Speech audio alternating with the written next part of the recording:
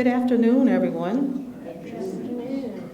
My name is Pat Gardner. I am a member of the Archer Memorial A.M.E. Zion Church, and I am also a member of the Windsor Freedom Trail. We thank you for coming, and we welcome you here today. We really do hope that you will enjoy this presentation. It's packed with a lot of information, but I think it's going to be something that you'll really remember when you leave. I first want to acknowledge some of the people who are here or on their way. We have with us from the State Historic Preservation Office, Corey Atkinson. He's our state archaeologist, and we want to say thank you so much for coming. He and his wife are here today. We also would like to acknowledge the individuals who were involved in this process. As you know, or may not know, we did develop this as a collaboration of three entities, and it has been a fantastic collaboration with the Archer Memorial A.M.E. Zion Church, the Windsor Freedom Trail, and Central Connecticut State University. So the pastor of Archer Memorial A.M.E. Zion Church, Reverend Monique Sanders, and the members of Archer Memorial A.M.E. Zion Church, we'd like to recognize you and thank you for coming. So if you're out there, just give a little wave for those who would like to. Also, our Windsor Freedom Trail members who are here. I see Gay Gardner-Wilson. She is here from our Windsor Freedom Trail. And our incredible Central Connecticut State University students who are responsible for this whole project as it relates to the work that was done. So we'd like to say thank you so much, and you can give a wave too, those of you who are here.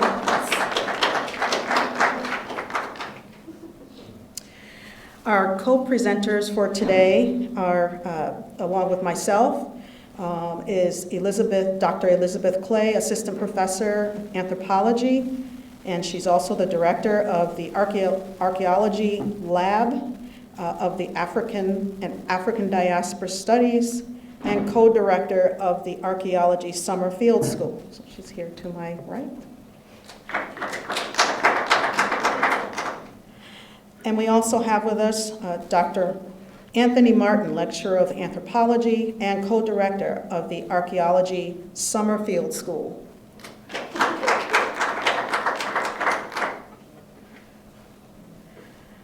One of the first things that we find people will ask when they hear about archaeology or an archaeological dig is, what did you find, right? So we want to get to the end before we know anything about the process. But the purpose for today is to not only discover what artifacts we've unearthed, but also for us to think about the African American church in Windsor and the significance of this study as it relates to its history, and also to show the complexities of archaeological techniques, the commitment, the hard work, and the dedication that goes into this process.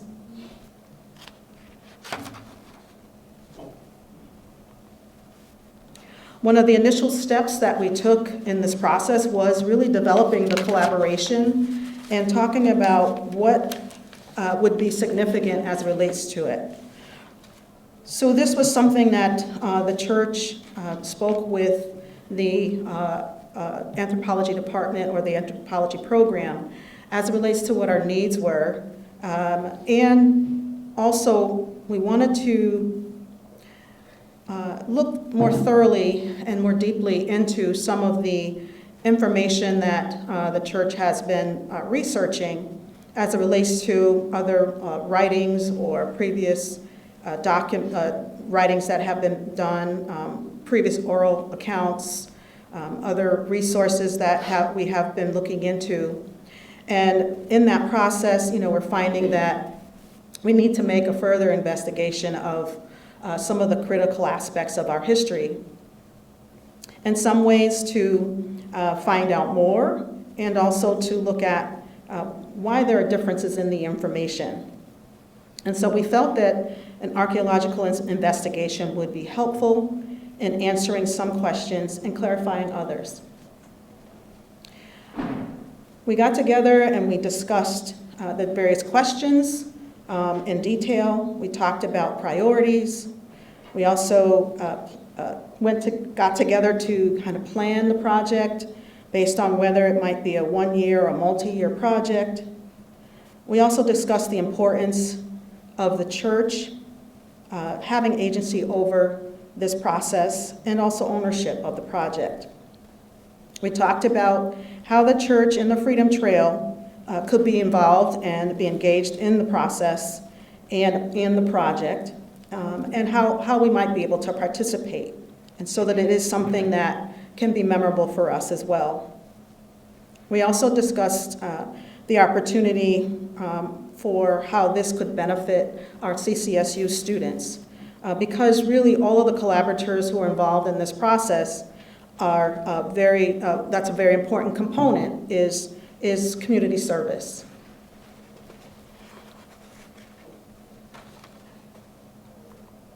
Just a little bit about the A.M.E. Zion Church.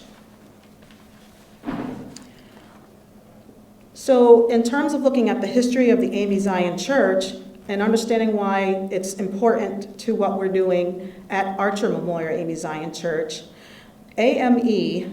Zion is African Methodist Episcopal Zion. So really when it comes to how the A.M.E. Zion Church began, it was founded in 1796 in New York. And there were individuals, there were groups of African Americans who were members of the John Street Methodist Church in New York, which was a white community. However, the African American community was participating in that fellowship. And unfortunately, there were unfair treatments and discrimination amongst those African American individuals who were members, and also the ministers. So they broke away from that and withdrew from that particular church at some point, and started their own congregation and started their own worship. And there were individuals who were abolitionists and individuals who were involved with the anti-slavery movement that you can see depicted here that were part of the A.M.E. Zion Church that had broken away from the John Street Methodist Church. And because of the significance of the work that they did, and being under the auspices of the A.M.E. Zion Church, we known as the Freedom Church.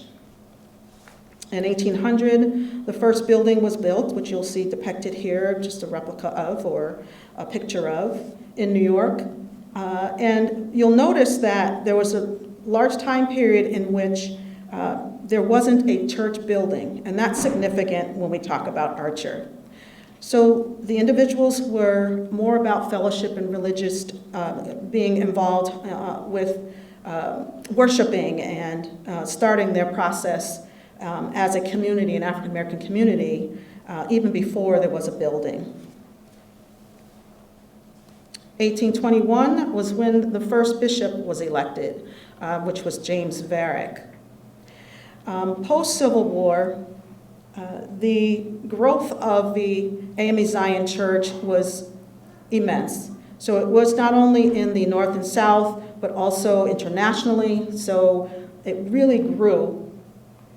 And part of that growth came at a time where there were a significant number of individuals in the Hayden Station, Pond Road area of Windsor that was formulating. We had individuals of African American descent who were already in Windsor. However, after the Civil War, those individuals, members and families continued to grow in this particular area of town. And there was a need for sending ministers to come and work with this community. So in the 1800s, more about the mid to last quarter of the 1800s, you find that the church really grew into a community similar to the start of the A.M.E. Zion Church of fellowshipping, having religious services without a building. And those were considered, actually camp meetings in the Pine Grove. And this is a very special sacred place for the church, in which they were able to bring together the community to strengthen religious and cultural and communal ties among the African American community. The A.M.E. Zion Church is what it was called prior to Archer, actually formulated after the development of the community as a church body. So formulated or became a formal organization in 1887. A gentleman by the name of Alexander Archer, or Sandy Archer, was someone who was held captive or enslaved in the South. And he made his way to his freedom and eventually came into the Windsor community. And in that process of coming to the Windsor community, he became a very important charter member of the A.M.E. Zion Church. He worked in tobacco, and he was very prominent in the community as it relates to being able to become someone who was quite prosperous. So his process of developing his life in the community was very well enveloped into the church community. He was someone who offered or provided property that the church could then utilize for one of the church structures that you see here is the previous church structure. So it's on the property that Sandy Archer did provide for the church. There is also the Pine Grove, where the cemetery is located. And it's a very sacred and historic cemetery. And that's where we see information as it relates to where those camp meetings were held, and possibly the original church of the community.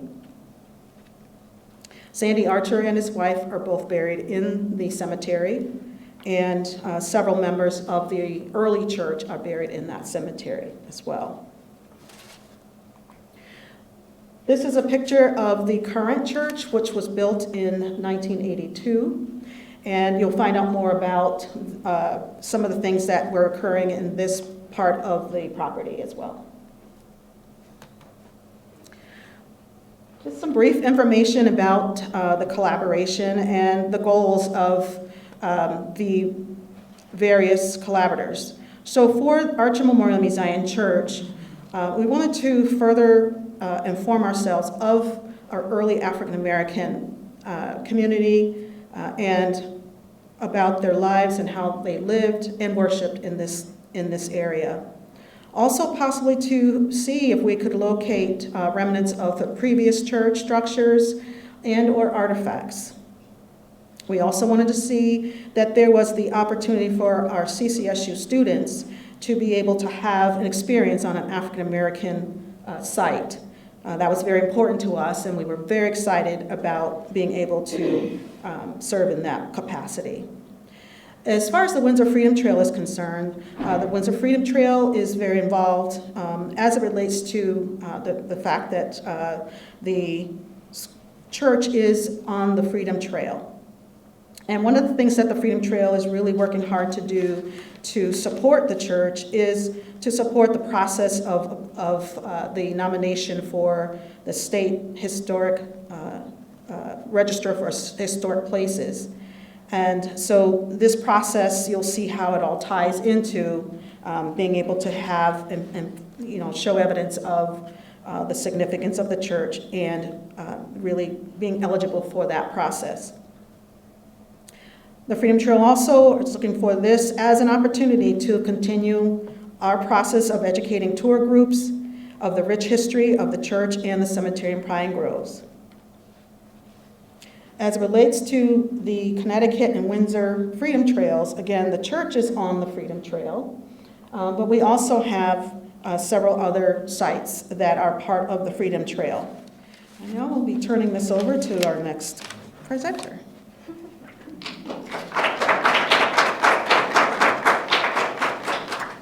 you, and good afternoon. So I'm just going to go over some of our goals from the perspective of CCSU and our Archaeological Field School. For us, I liked the word that Pat used, service. So it was really important that primarily we find a project that can be of service to a local community, while also offering our students concrete skills and training in archaeological method and laboratory analysis that they can use as part of their education and perhaps even in future careers as archaeologists in the state. So all of these techniques and procedures are going to be discussed by my colleague, Dr. Martin, in a bit. But this is all part of the process of what it takes to do archaeology. And so that's certainly involved in our goals. We need a site where we can put these methods into practice and provide that kind of training.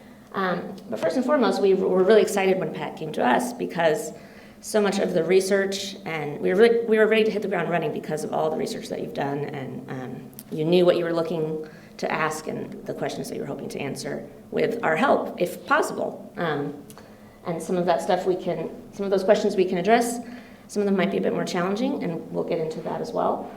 But so you were of service to us in terms of our needs for field school, but we were also very happy to be of service to you. So it was really a great collaboration from the beginning. Because at Central, we focus on African diaspora archaeology, and our lab is focused around that as a theme. And so collaboration and service are very central to that subdiscipline of broader archaeology. And we talk about community-based projects a lot in our teaching, and so this was really a chance for students not just to learn, to get practical training in archaeology, but also to see a community collaborative, community-led project in action and to be a part of that as well. And so I'm also thrilled that so many students showed up today to be a part of this event. So here is our lab. So the archaeology research questions that we came up with in partnership with our collaborating organizations was really to try and identify locations of previous church structures, because what you see today is a modern building, but that building and the landscape surrounding it have a long history and a complicated history in terms of trying to identify when and where everything took place over a 150 plus year period.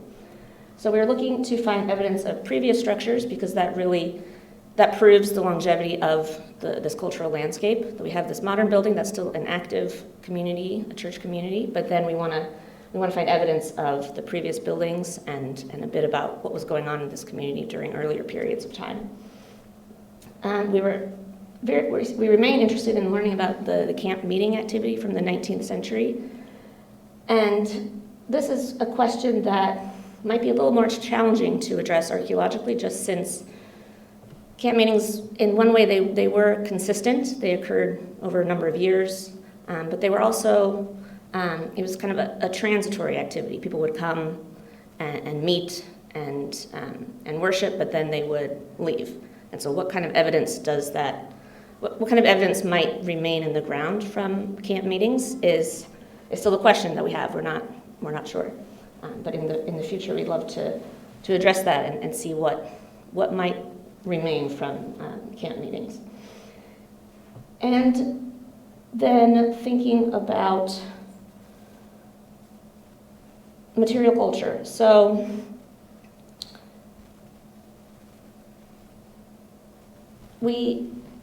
to circle back to one of the points Pat made, always of interest is what's being found. And we hope to emphasize through this presentation that we're really interested in everything, and that human beings produce a lot of stuff that then gets left behind in the ground, and all of that can be used to paint a picture of what was going on in the past.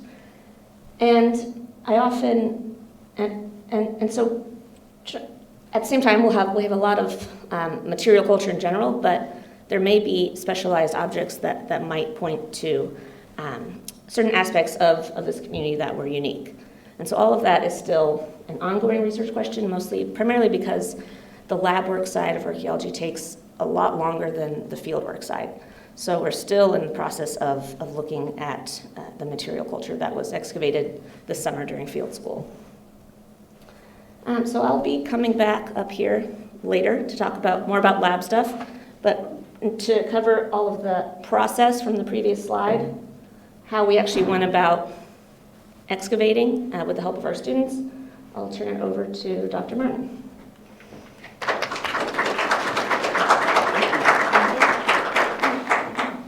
Okay, so good afternoon. You saw Dr. Clay talk about the goals and our research questions. So then we had to figure out where we're going to dig. Okay, so all those earlier slides where you talk, where there was talk on collaboration and then the goals and stuff. Now we have to go to the ground and execute this mission on the ground. So as you can see here, this is the existing church. This was the previous church. This was a house that no longer exists. And we think that most of the stuff that we found here in this, where we were digging here in this grid, was probably related to this house. So our deciding where to dig, first looking for those additional those earlier structures of the church. The church told us that if they ever expanded, it would be in this direction. So this was the perfect opportunity to look for other structures, but to also, since you're going to probably expand this way, to put some units in there, or actually start the grid there. As you can see here, and then there's a nice shot of the shovel test pits that we put in that I'll talk about a little bit later. And then we put 3 units in here, so south of the church, kind of the grid. And I'll talk about this when we do the pictures, show you the students in action. But we put in a grid of 13 units to teach the students how to put in a grid. We did put in a datum point, and then we had a lone unit up here that Pat dug with one of the students. This one was up under pine trees. So there were a lot of roots in there, and we didn't actually spend a whole lot of time there. We also dug approximately 25 shovel test pits because we were looking for that foundation of the old church. When you look back here, and also the shovel test pits, we wanted to teach the students how to do that. Okay, so what we approximately 25 here, and then the 3 units here. Eventually, this is going to look like a trench. So you're going to see a picture that where it says a trench, because they were 3 together. We did not dig all 13. We dug everything that's colored in. Okay. And this is a nice overhead of the shovel test pits. You can see them right here. And if you remember that earlier diagram, we paced out from a diagram that we had from the city and started the shovel test pits here. Shovel test pits a bit different than doing the trowel method, which I'll talk to you about. But this was a nice overhead shot done by Dr. Clay's husband. So the first thing that we did with the students was we established a datum point, a reference point where all the measurements are taken for the site. We would establish another one down near the entrance to the parking lot later on when we got to the other side of the church. But you could see here one of the students holding the long measuring tape that goes down about 22 meters, and then we went in east 8 meters to establish the grid. And so here you can see the students laying in the grid. And the importance of the grid is that it controls the horizontal space of the excavation. So you don't have a person digging outside of the box, okay? So you can see there are a series of as they're working here, there's a series of, and you can see some of the students that are here today. Okay, so this was the grid with the 13 units. And here you could see students doing a 1 meter by 1 meter.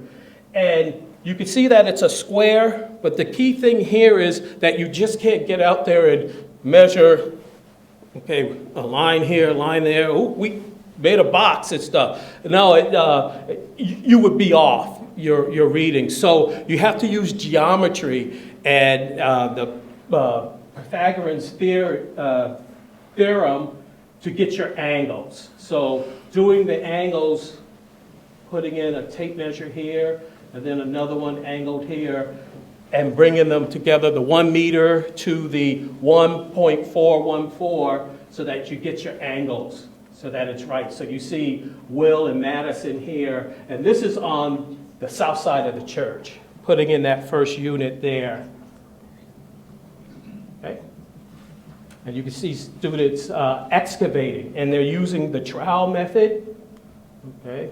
So you can see not a garden trowel, but a mason's trowel to get, and they're doing it a long, tedious process.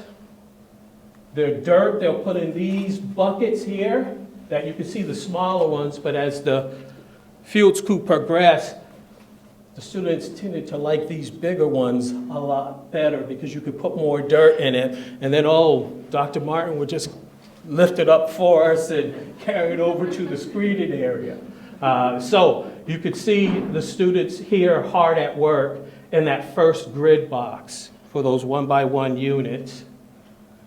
And that lone unit that I talked to you about up under the pines that Pat and Damar worked on, excavating the root unit. You could see some of the roots in there. Now, it did yield a lot of broken glass and of all different types. So it was just really too hard to do, and for the season we wanted to pull people to work in the grid square and then on the other side of the church. So we stopped at approximately between 10 and 20 centimeters. And that's trench excavation. So those were the 3 units together. Eventually we'll get down to 80 centimeters. So this is the south side of the church, and you can see more work here. What we were looking for on the south side of the church with those 3 units, we dug 2 which we thought would be inside the church, and then we dug 1 where we thought we would come down on the foundation wall. So if you're facing the church, the left-hand side foundation, which we didn't actually come across. So once you fill those buckets with dirt, you have to screen all that dirt. So you pour it into these screens, so you can see someone with one of the big buckets. There's the little bucket, and then you shake it. When you're shaking it or sifting it, all that dirt will fall out, especially if it's a dry day. It's not wet soil, and it will leave artifacts, pieces of ceramic, shells. A coin could conceivably be found, but nails, glass from bottles or from building materials, all that stuff will be left in the tray, and the students will pull it out and bag it or put it on top of the bucket and take it back to their unit and start recording it. Morning summaries were very important because we had students coming and going, but also just so everybody knows what everybody else is doing within their unit. So we started the day after we set up with the morning summaries. And you can see the students here doing the morning summaries of where they ended, what they found the previous day, and what their plans were for that day. As you saw on the other side, shovel test pits is a big part of archaeology, contract archaeology. So the students needed to learn how to do that. And that's a lot different than using the trowel. So with the shovel test pits, you can see, oops, they came down upon the, what we believe is the foundation. So coming off of that church and right along here. It started off as a shovel when we did approximately 25, but after a certain point, when they found stuff, they had to convert over to the trowel method, whereas others were able to go deeper with their shovel test pits. And then after you remove all that dirt at the end of the field season, you have to put it back. Okay, so it's called backfilling. And here, what this blue tarp is here for, and then they poured the dirt back on top of it because we plan to go back there. So if you put the tarp down, put the dirt on top of it, when we return, you could just dig down to the blue tarp and you don't have to screen that that dirt again. Okay? And now I'll be followed again by Dr. Clay, but that's not it for me.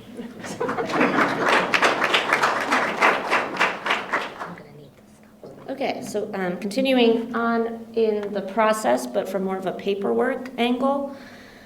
So by now you've seen how tedious this can be, that it's really not digging for stuff or digging for treasure, or just being interested in the shiny stuff, where we are systematically going through the ground layers and at 10-centimeter intervals, and collecting all of the artifacts that are systematically screened from each of those intervals and putting them in bags that have labels, connecting them to exactly where they came from on the site, so that when we get to the lab, we can piece the puzzle back together with from a material culture side of things.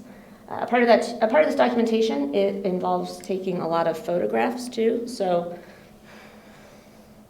here we have this laid out square that we then put a meter stick and a north arrow and a sign that says exactly what unit this is, that corresponds to the paperwork that we're keeping for the entire project before even starting, just because we'll never have that exact view again as we start to excavate. And the same thing goes after each 10-centimeter layer. We document with a photograph what things look like, and perhaps even with definitely with paperwork, but then also with a map. So these images are on the north side of the church, where we were initially doing a series of 1-by-1 units. We also kept paperwork for the shovel test pits that were revealing the foundation of that previous church structure that exists under the current church, and the trench units as well. So here's some images of students taking part in this paperwork process. So it's always usually the most fun to do the digging and the screening, but then once the level's finished, there has to be this moment of stopping to document what's being found. What do the soils look like? What color are they? What was the process like? Just since all of that is information that we'll never get back again and that we're very likely to forget. And so it has to be written down. So there's a lot of paperwork, a surprising amount of paperwork involved in doing an archaeological project. So here we have Montana completing a level form for this unit, and Thomas is making a detailed plan view map of what he's finding here. So this is on that foundation of the previous church structure on the south side of the current church. And so then at the end of the unit excavation, here's a 1-by-1 that has been completed. And so now we have this really nice profile. This is what we call stratigraphy. And so you can see the soil changes. And this corresponds to going back in time. So at the very top, you would expect to find a lot more modern stuff. And then as you dig deeper, things become older, right? It kind of makes sense. This is how time progresses and soil accumulates over time. So this involves even more documentation. So we were interested in taking a photo of this profile, and we also created a map of the stratigraphy by our artist in residence, Madison, who's here. So she's responsible for this lovely image and we do both because sometimes what you see with the naked eye might look a little bit different than what the photograph might reveal. So we have a photograph, and we also have a map that's drawn to scale, and that is color-coded and with a key and descriptive text to again create part of this record that we're creating of paperwork as well as artifacts to document the project for ourselves, for church members, and also for future generations who might want to look at this stuff and kind of recreate what we did to the extent possible, since now that we've done this, we can never do this again. So we had to really be very strategic and make a lot of documentation. Okay. So then we have the lab side of things. Here's an image of our lab at CCSU. And one of the days when it was 90 plus degrees this summer, so we went inside to do some lab work instead of being outside in the field. And so during artifact cataloging, that's when we take those bags that have been labeled with their context to the lab, and we wash them and make a record of them.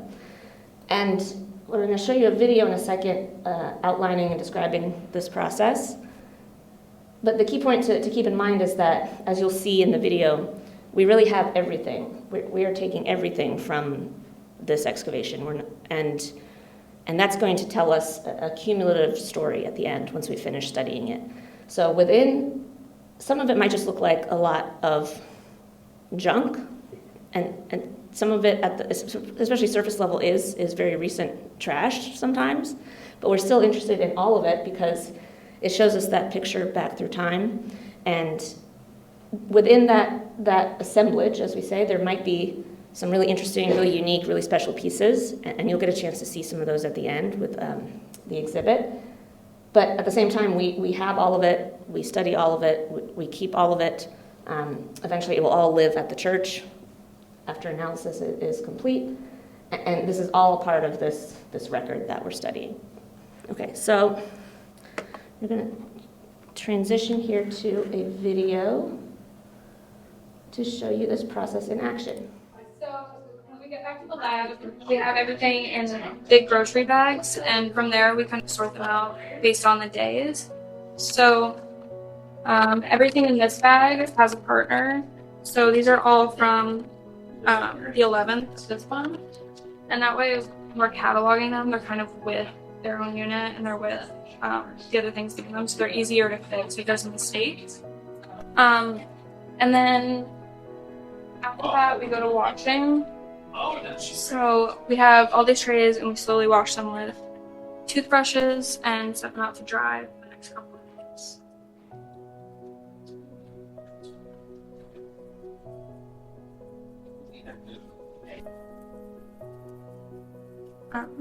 Once they're dry, we take them over here and we sort them into different groups based off of size, shape, color, material, and sometimes context. Right. So they have some sorted here that I can show that. And then once they're sorted, we fill out a catalog sheet. So every catalog sheet says what they are, whether or not they're like broken up or if they're their original, how many, a height, a weight, and then like a short little description just telling us what they are, so that it's easy to kind of go through everything without having to go through the boxes later if someone wants to do research or anything. And then each small group is made into even smaller bags inside of the big bags in the field. So each one has little context, and that way people can take them out later and use them without disturbing them. That's kind of all. We do measure them all with our scales and our calipers.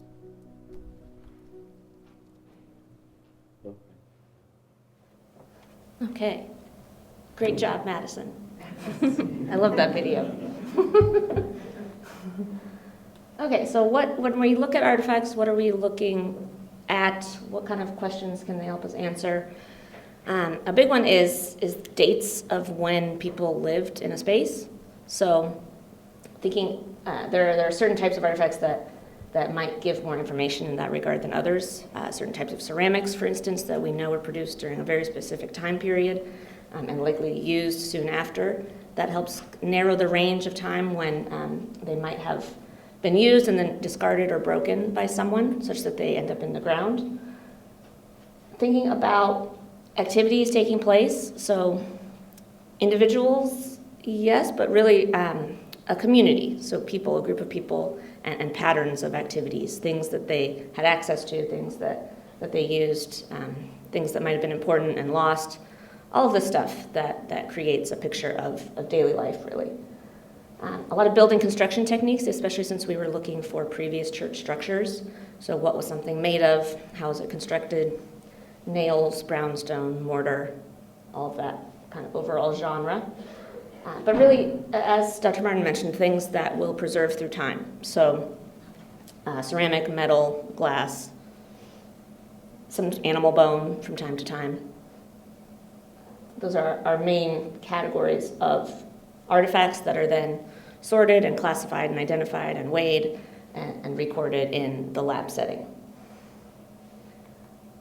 So I'm going to show you just 3 of these more special artifacts. Again, we love all of it. We keep all of it. It's all going to be saved forever and used to tell a cumulative story of the past. But within that assemblage, there are some items that we pulled out as being of interest. And all 3 of these you'll be able to see at the end of our presentation. So the first one, 2 of the ones that I'm featuring actually are fragments of medicinal bottles, pharmaceutical bottles. So this one, it's hard to make out, but you really only see 3 rows of letters. And so we had to we used our, one of our colleagues' skills at material culture identification to kind of figure out what this might say, and miraculously she said this says Dr. Pierce's favorite prescription. And then we matched it up with some images online. And this is a historic newspaper advertisement for this particular medicine.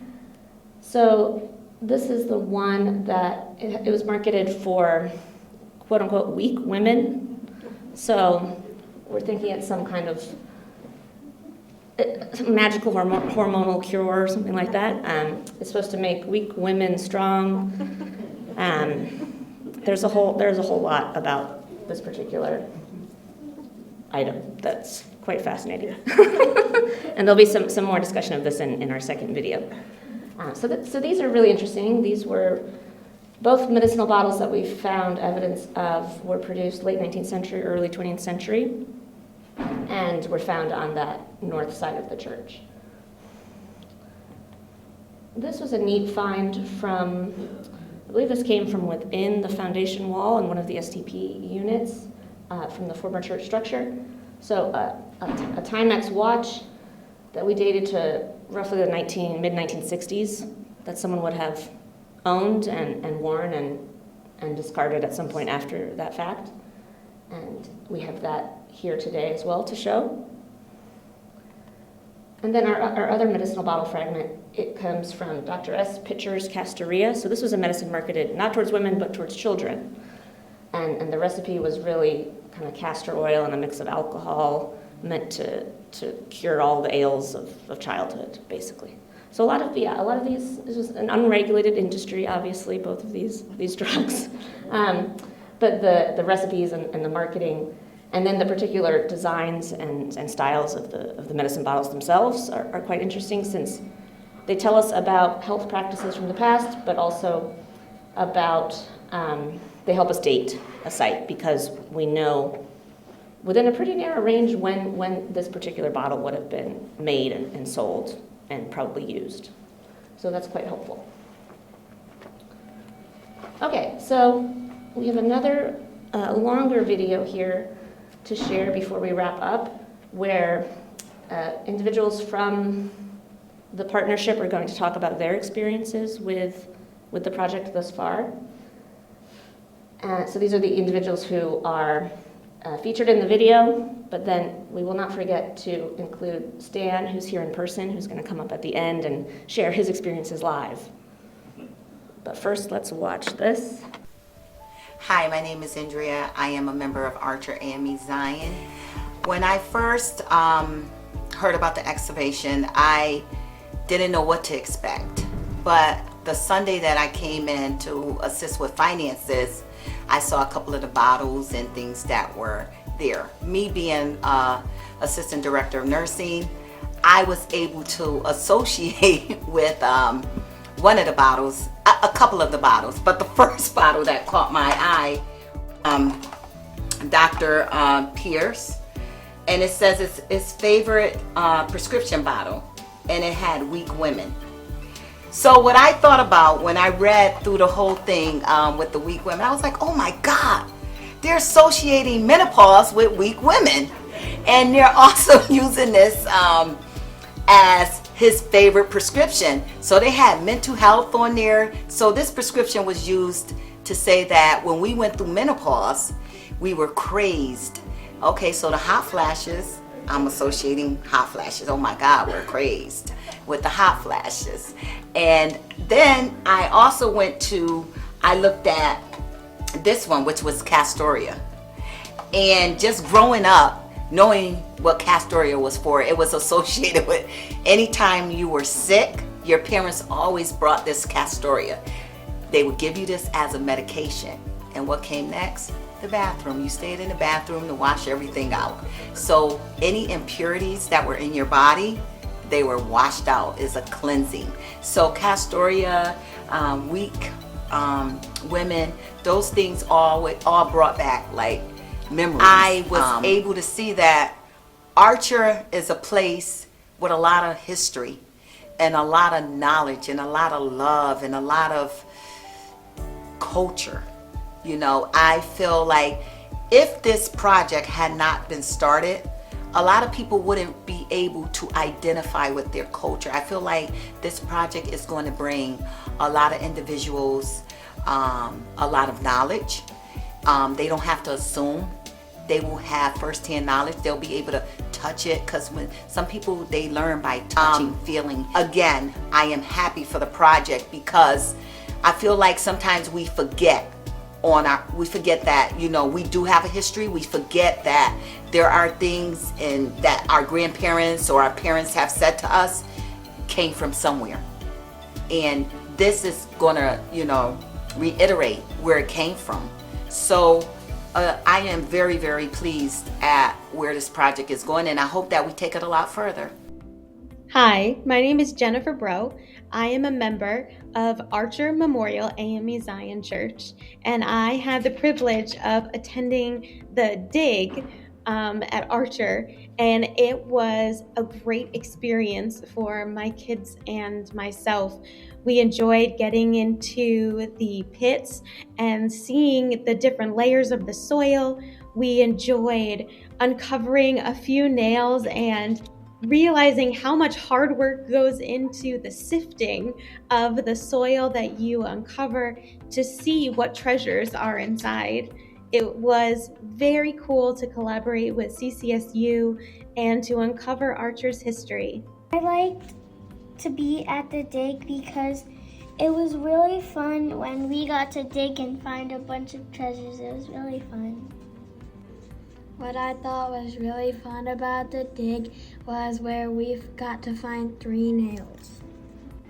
My favorite part is when we were digging. My name is Gay Gardner Wilson. I'm a member of the Windsor Freedom Trail. My experience with the field school at the church was amazing. Working with the young people was great. They're so smart, they're so funny,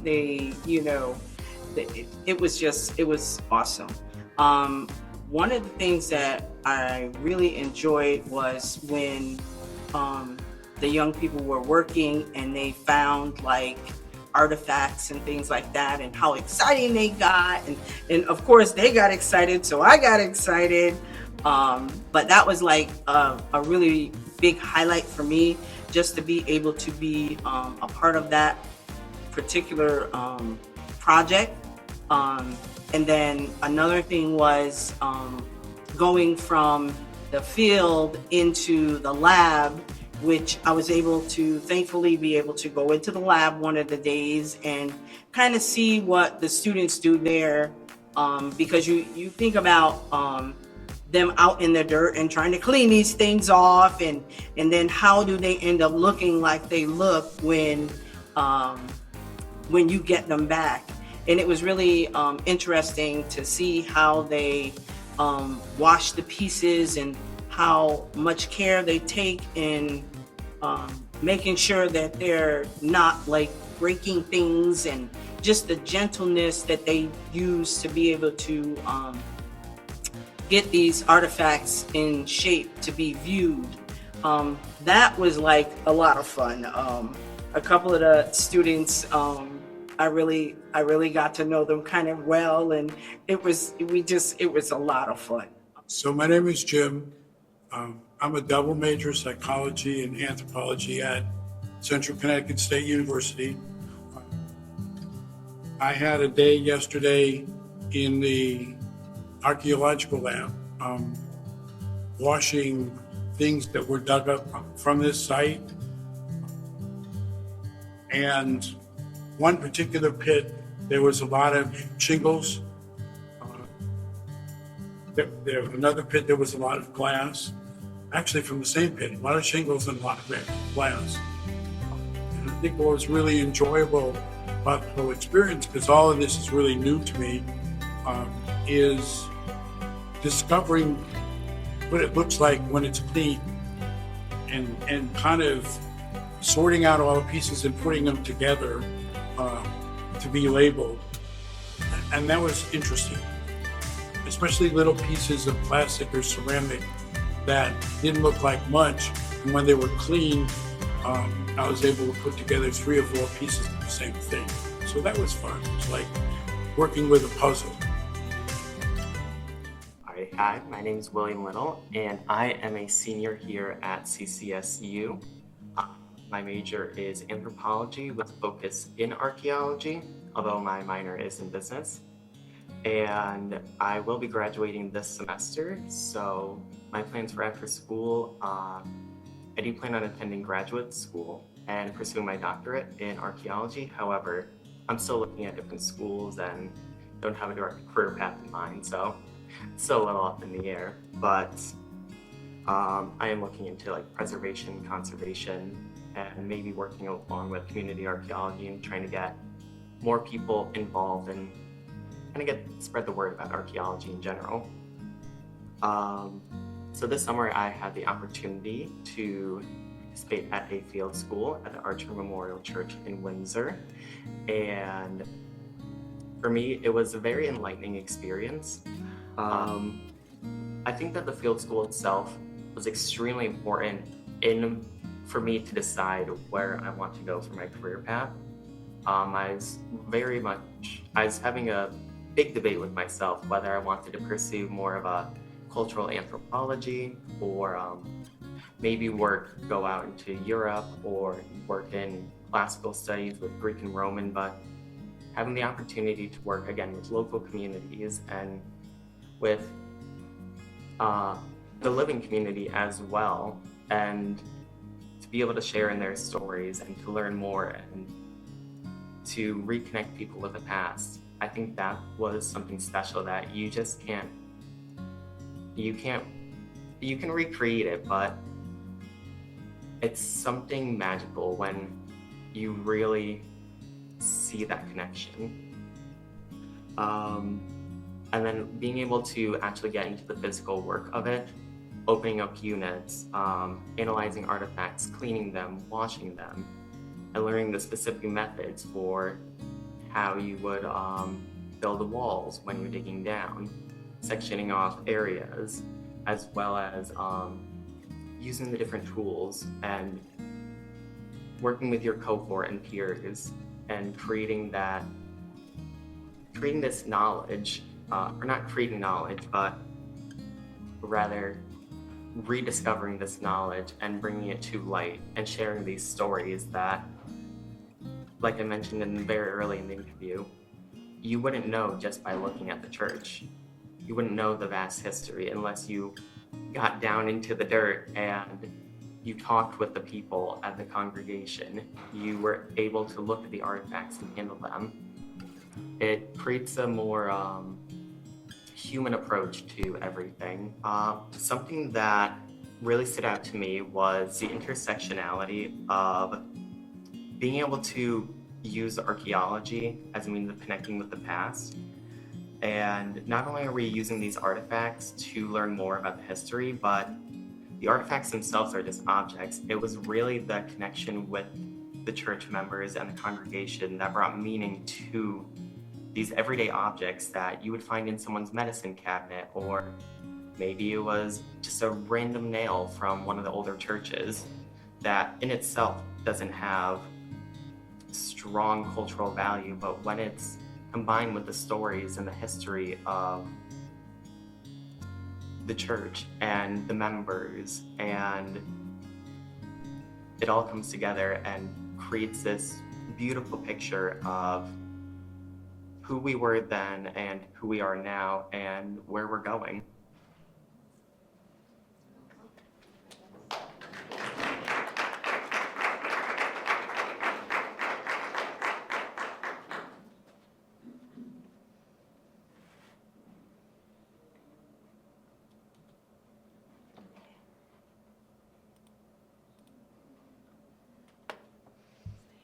Oh yeah, Stan, thank you. Stan, get up here.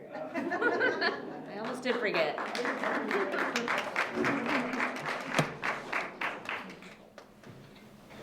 Okay. Hello, everybody. My name is Stan. I'm actually a transfer student from West Virginia University. I do live in Connecticut, but I transferred last year to Central, and I'm a geology major with a minor in archaeology, and now I'm doing a certificate program with Dr. Clay for cultural resource management. So I initially just came to Central as a geology major, which is like the study of rocks, I guess. That's the easiest way to put it.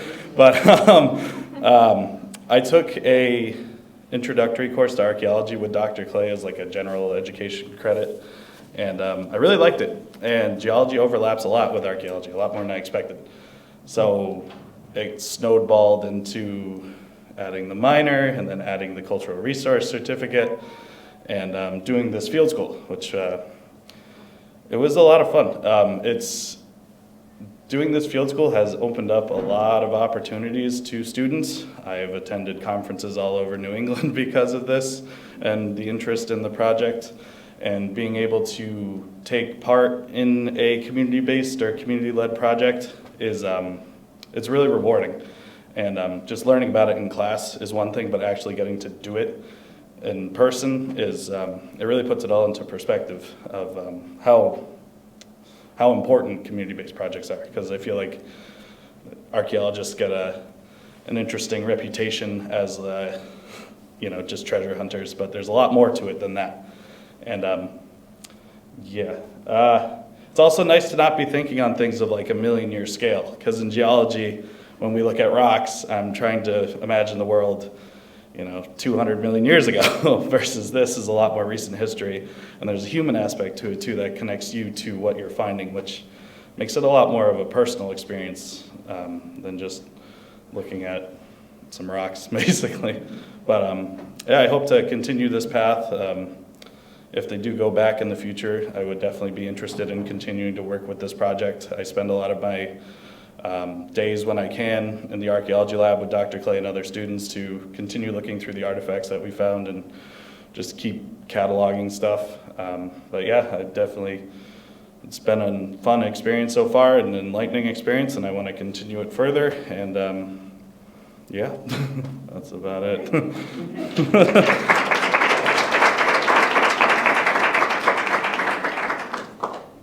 Great, thanks, Stan. Stan analyzes all the rocks for us still in the lab, though. Okay, so future plans. Pat will start us off, right? I can't. Oh, no, it's Anthony, sorry, Dr. Martin. Okay, so we do have plans to return to the site. We want to continue to uncover the foundation the previous Archer church. So we want to go back to where we were already digging, but we want to see if there's something which would have been on the left side of the church. We want to get down deeper into the church because we think that that area is all filled in when they got rid of the previous church and then built the current church.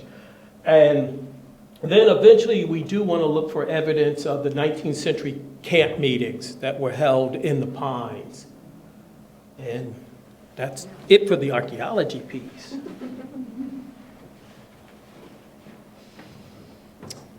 In terms of the Freedom Trail, again, we talked about earlier how we are working together with Archer Memorial Zion Church, the historical committee of the church, and wanting to really move forward on a process for being able to get the church listed on the state register for historic places. So this process is really strengthening our ability to go through that nomination. And so that will be something that we hope to do in the near future, is to get that process going.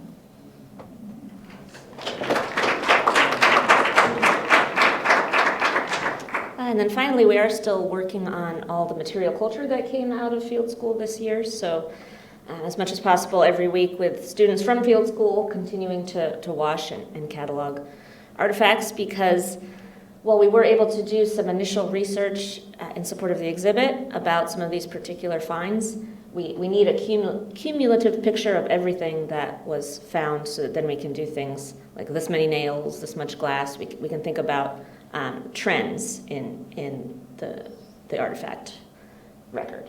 So that's ongoing, just because, as you saw in the video, it takes a lot of time, and once we complete that, we will be able to have a clearer picture about the site thus far that we can build on through the future excavations point. And that's where things stand after this initial field season. So I think this wraps up our presentation for today. Thank you all for attending.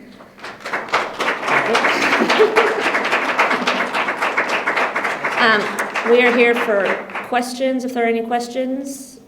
Also, please stick around and check out the exhibit or chat with any of our community partners in the room. And I just want to thank our fabulous students who, if they were, please stand. Those of you who are here, I want you to stand to take a bow. Yes.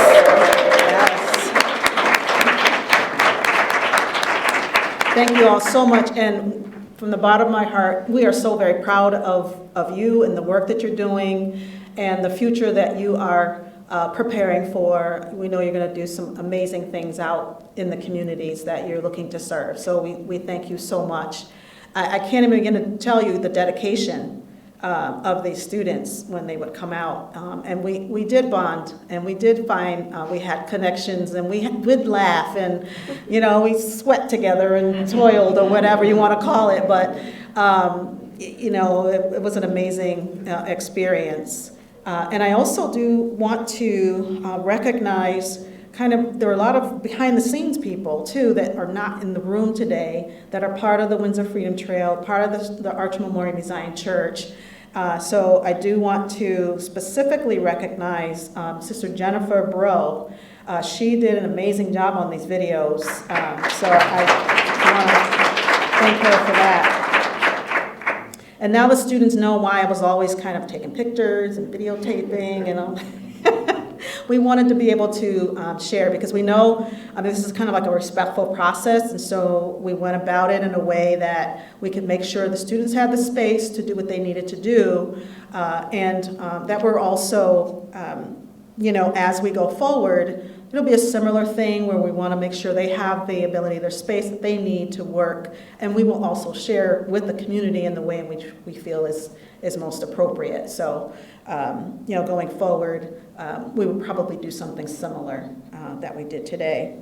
And I did recognize Archer Memorial A.M.E. Zion Church and our pastor earlier, but she is here now, so I would like to ask her to stand. Our pastor of Archer Memorial A.M.E. Zion Church, Reverend Amy Sanders. And I also want to thank our special friends and family who have come out to this event. Again, those who are very much familiar with what we're trying to do at Archer. Again, the SHPO office staff came out and met with us this past summer. So we want to thank you for your interest as well in what we're doing at Archer. Great. Anything for you? No? Okay. All right. We're all set with our presentation. And again, have a wonderful day. But before you leave, we do invite you to take a look at some of the artifacts that we did we do have on display here for you all to take a look at. Oh, any questions? You mentioned you're working on a national register nomination. What State nomination? What property is it for archaeological significance, or is it the church itself? It's the church, but also the significance of the church and its participation in and what we have provided over historically for the community. So for the community people as well. So the church for cultural significance. Mm-hmm. Thank you. Yes. Any other questions? Okay, well, thank you again for coming, and feel free to take a look at the display.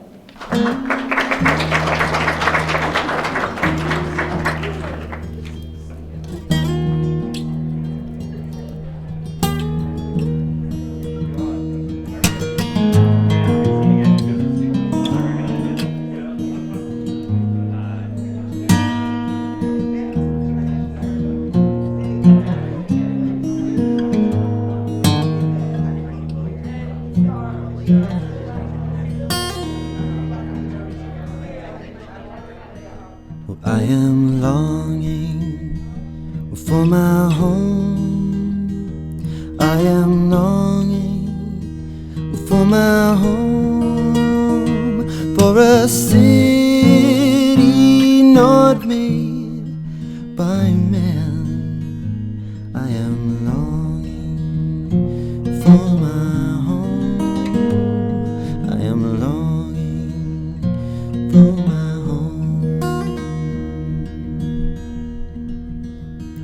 from the mountain to the sea, from the mountain to the sea, I meet people longing just like me. From the mountain to the sea, 'cause there's a language in my bones that this world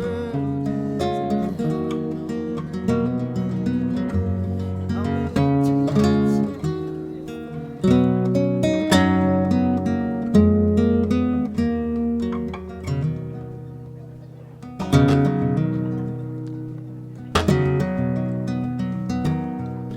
leave me, my darling, I don't remember my name. Come back to me when I'm sane again. The sun is setting over Old Town, and one more year standing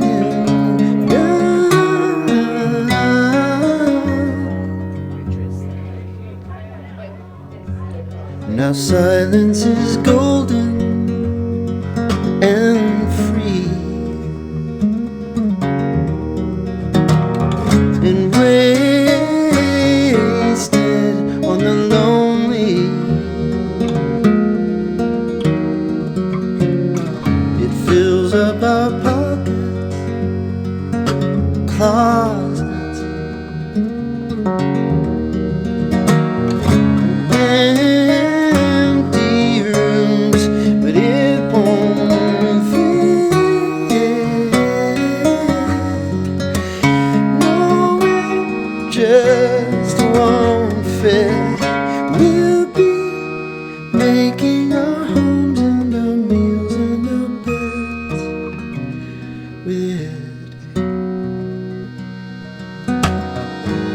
standing down,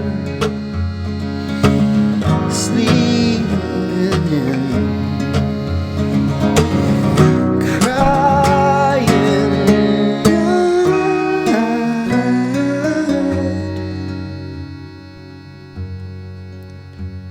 So call on me, darling, on a good day.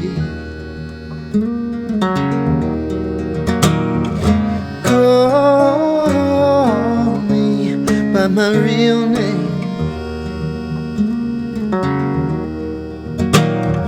the one that I really can't say. But hope to hear one day.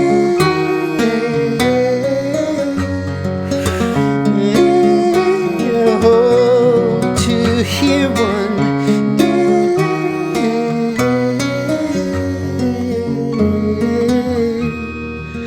One day.